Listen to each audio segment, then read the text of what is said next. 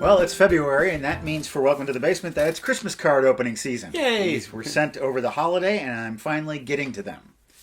So I'm going to hand a couple of these to you so you can open them. So let's just start tearing into these. You want a letter opener that is a sword. Wow, I didn't think I did, but now I do. Ooh, that's just fun. Isn't that nice? I don't know if I've used a letter opener before. Oh, Gajul! I get one of these every year. This is from Tobias in Sweden. Hey. It says, Merry Christmas and a Happy New Year to the Basement from Tobias, provider of gnomes and Bannerman for Batman Mask of the Phantasm from oh so long ago. Bannerman. Thank you, Matt, and all the wonderful guests throughout the year, including the distinguished person opposite you right now. That's me. For another amazing year from the old leather couch. Thumb kisses from Sweden. P.S. Since this will show up in unboxing in February, he knows the deal. Oh. Should probably figure out the timey-wimeys to have these delivered in December. Might as well wish you all happy Valentine's Day, but you never gotten one of those. Bet you never got one. Bet you never got one of those in a Christmas card. Thank you, Tobias. This is a tradition that I enjoy. This is from Tim Lemire. I got another card from Tim, which I'm actually going to open next time. The Rhode Island Christmas. Tim is a proud Rhode Islander. A Rhode Island red in a pear tree.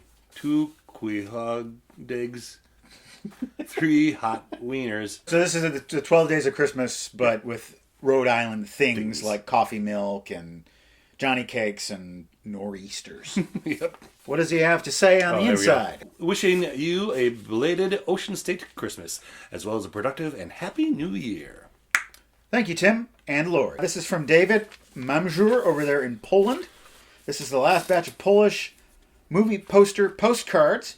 Kind of a mixed bag, because apart from the contemporary homage designs, it includes one from back in the day. Hope you enjoyed this run of art from beyond the Iron Curtain and after its fall. Ooh. I have. These postcards are super cool. So see if you can guess these movies. Okay. I will cover up the title on top. Oh, Phantom of the Opera. That's a good guess, but incorrect. It's Eyes Wide Shut. Oh, okay. All right. Oh, Easy Rider. Not sure why it's a dragonfly, but must be a Polish thing. Oh, I think you'll be able to get this one.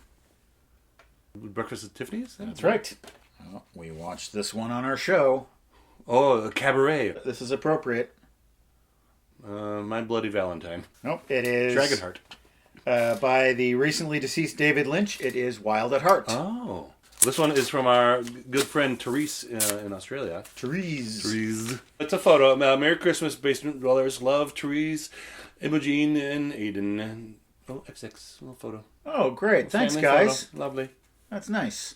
And I got one more letter to open from another land. Switzerland, in fact. Switzerland. This is from Ruby. My warmest wishes go out to all of you in the coldest of seasons. Apologies that I could not make it to the post office in time for this letter to reach you by Christmas. I'm hoping that it might get to you in time for the New Year at least. Yeah, you might have. Got to us before February. Thank you for providing the world with another year of Welcome to the Basement, bringing me insight and entertainment about lots of movies I had never heard of. It is incredibly refreshing to experience a selection this well curated in the year 2024, when everyone else seems to be out to shovel the largest amount of content out there, no matter the quality. My deepest thanks go to you for keeping up the steady pace without making any concessions of the sort. Go on. It's a very touching letter. I had hoped to visit the Midwest and Madison myself in this past year, but screwed up my rental car booking, so I got stuck in Chicago. Oh. Chicago's a fine place to get stuck in. I still had a great time exploring the local food and sites. Highest recommendations go to Red Apple Buffet, but could not complete my planned itinerary of Frank Lloyd Wright buildings. Taliesin had become too far out of the way. I do, however, still have a voucher for the 4-hour estate tour valid through the season of 2025, which I am attaching in the hopes that you can make good use of it. Oh, be it on a nice day out for yourself or to take a visitor from out of town, if you have seen it 1,000 times before. Kind regards and best wishes, Ruby. Ruby, this is a great letter. Let's see what this voucher is all about. This is a credit for a Taliesin tour. I haven't been to Taliesin in years. I've never been to Taliesin. Maybe we should go together. Maybe. What a gift this is. Amazing. This is great. Thank you so much, Ruby. And here is a picture. I don't think this is Taliesin, but it's a picture of a place in Switzerland, maybe? It's big. When you go to our website, welcometothebasementshow.com, you can see all of the episodes that we've made. Just watch one right after the other, And there are also PayPal donation buttons that you can click on to make a one-time or rolling monthly donation to support this show. Our rolling monthly donors have been with us through the hiatus, and it is a great help.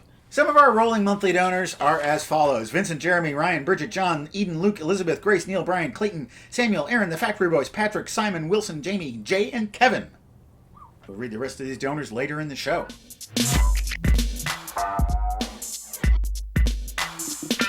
Tango spelled backwards is Ognat. Oh, It's just something my brain told me. his hair is a wonder, by the way. I can't. Yeah, he's stop really giving off Flashdance vibes.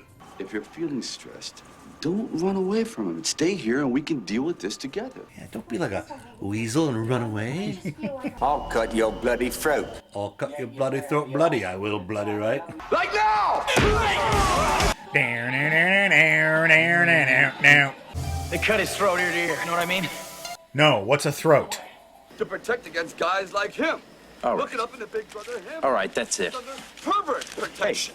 You're not gonna run us in, are you? No. No, I'm just tired of this scene. I want it to end. I love you. Through there. Push him back. Push him back. Wait.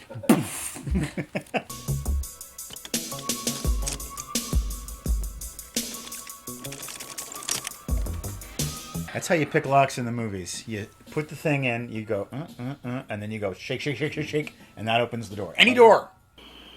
Looks quiet. A little too quiet. Right now we have some viewer questions. Explode 4. Should I move to Madison? Oh.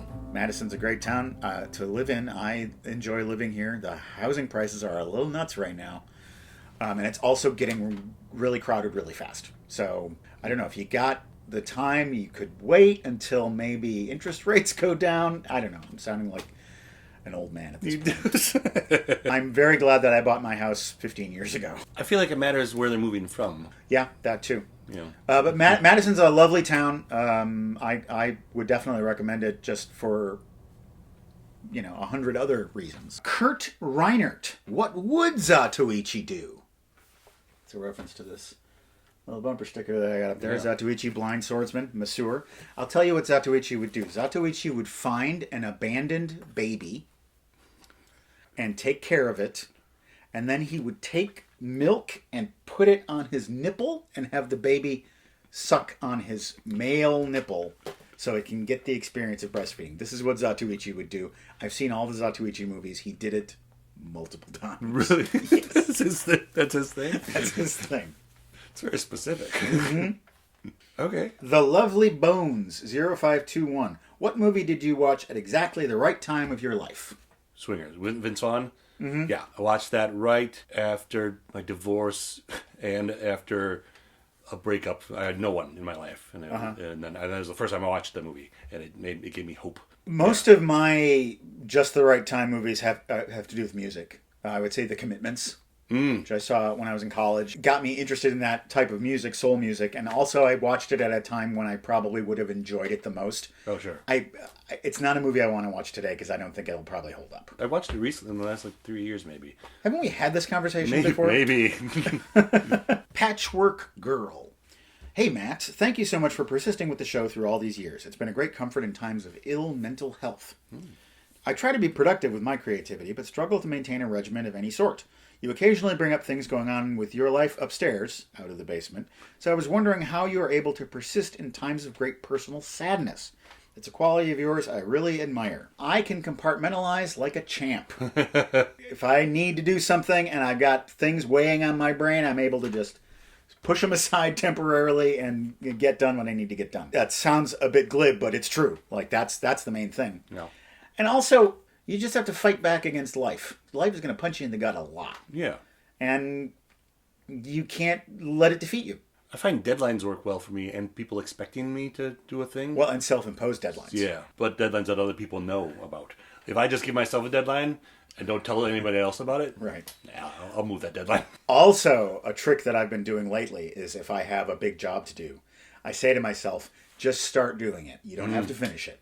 Anytime it gets to be a drag, just stop. Yep. You'll have started it and you'll have made progress. And oftentimes what happens is I just do the whole thing. Because once you get rolling on it, that is the momentum you need. Right. But it's just making that decision to start on this project. That's what holds me back. I have these track lights in my kitchen. They burn out and you have to replace the bulbs. And the bulbs are a pain in the ass because you can't touch them with your fingers. Oh, special quartz bulbs. Yeah. And it's weird to, there's this globe you have to take down. It's hard to get the thing in sometimes. So I had the burned out bulb. This is just a story for you. That's fine. And so I said, okay, just take the bulbs out of the broom closet. Yeah. Just put them on the counter.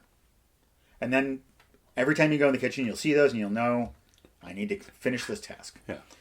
And I was like, well, there's a little globe that just take that off too and just put it right next to the bulbs. And by the time I got to that point, I was like, I'm just going to put the fucking bulb in. Yeah. And I did.